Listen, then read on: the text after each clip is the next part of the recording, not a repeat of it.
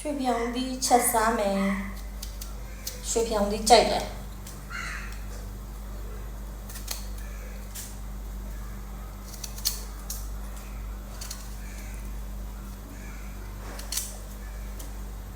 တော့အခုနွားရမလွယ်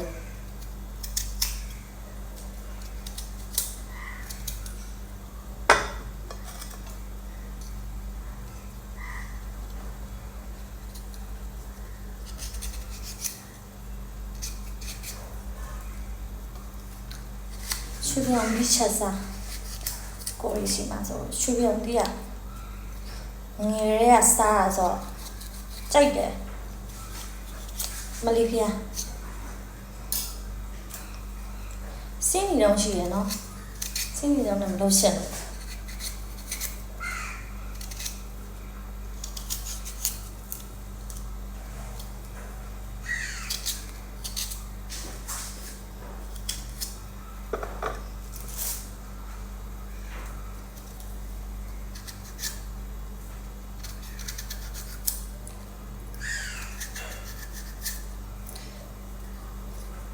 တော်များများရွှေပြောင်သီးကိုပေါင်း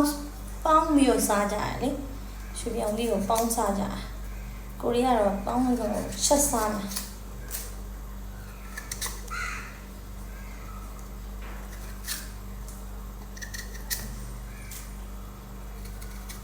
ဓာတ်ပြက်မှလည်းကြောက်ပါသေးတယ်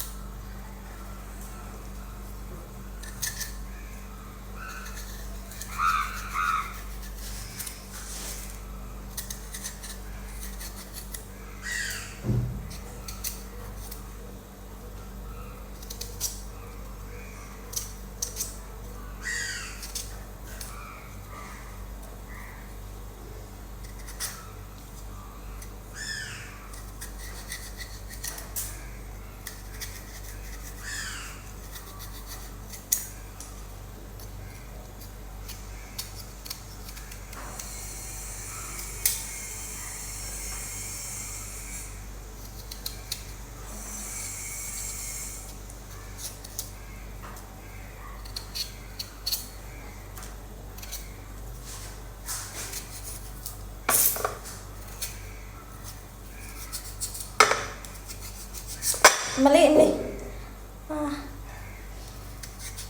လက်ပြတ်တော့မှာလေ